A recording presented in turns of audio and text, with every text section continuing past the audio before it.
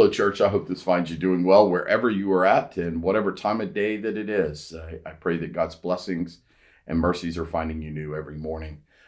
We are within the finish line of the Sermon on the Mount. Literally, we can see it from where we're talking today. We've just got a couple more weeks with this.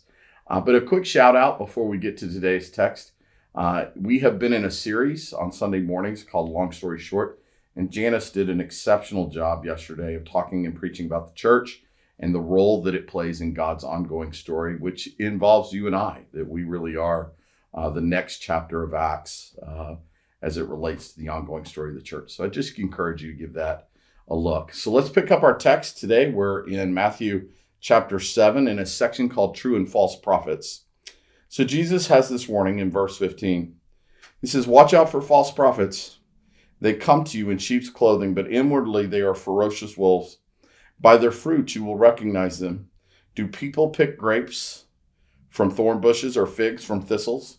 Likewise, every good tree bears good fruit, but a bad tree bears bad fruit. A good tree cannot bear bad fruit, and a bad tree cannot bear good fruit.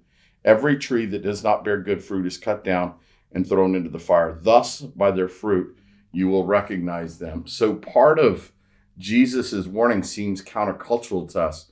It is hard for us to imagine that anyone would be a false prophet, that they would have unhealthy motives as it relates to our hearts and our seeking of Jesus.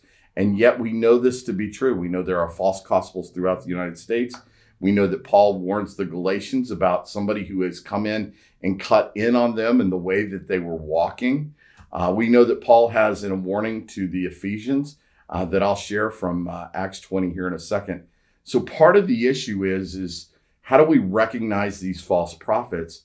Well, I think part of it is that they are, when you're looking for true prophets, when you're looking for true people of the gospel, those are kingdom multipliers and not dividers.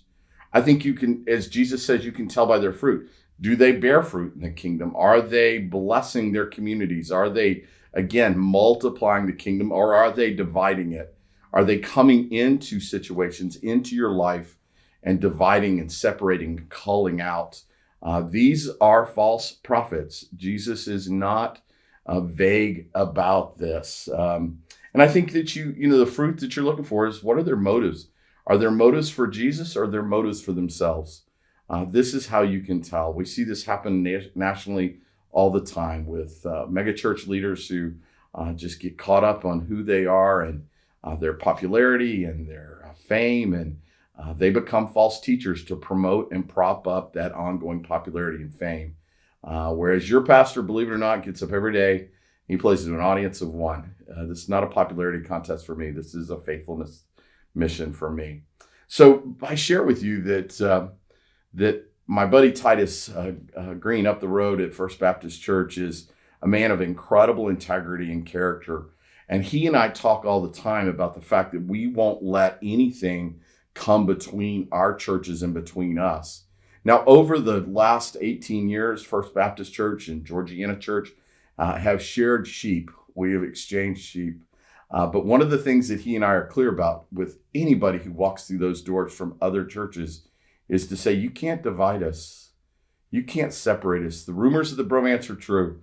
That we have a genuine affection for one another in Jesus Christ. And so this is part of knowing and looking at and going, my brother up the road, that's solid biblical orthodox teaching. And you want to know that as that's a true prophet, not a false prophet.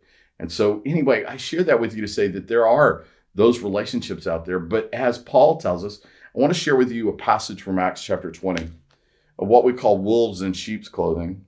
Paul is getting ready to leave the church at Ephesus. He's getting ready to travel away, and he has this final comment.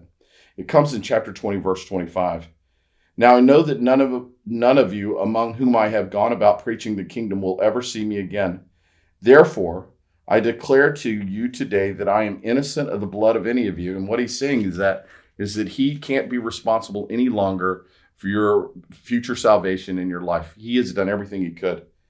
And he says, "For I have not hesitated to proclaim to you the whole will of God. Keep watch over yourselves and all the flock of which the Holy Spirit has made you overseers. Be shepherds of the church of God, which he bought with his own blood. And then he says this. He says, I know after I leave that savage wolves will come among you and will not spare the flock. Even from your own number, men will arise and distort the truth in order to draw away disciples after them. So be on your guard. Remember that for 3 years, I never stopped warning each of you night and day with tears, with passion, he says. He says, there will be people from among you, people inside your sphere of influence, people inside your circle that will come among you for the purpose of dividing and drawing you away from true disciples and true prophets and true pastors in order to follow someone else. You have to be on guard. You have to measure your relationships by whether those relationships are one another relationships, whether they're multiplying relationships, whether Jesus is the core of those relationships. So Jesus comes along at the very end here and he gives us a warning that says, hey, listen, you got to be on your guard. You got to watch out. There are wolves in sheep's clothing that walk among us, and you have to have discernment, not only for your protection, but the protection of your family and the protection of the community we call church. One of my main jobs is to defend us from wolves that would want to walk among us. And you need to know that I am a strong warrior when it comes to that. So church, I hope this is a helpful teaching for you today to unpack Jesus' word about false and true prophets. So I look forward to our time again next week. Know that I love you. Can't wait to be together again.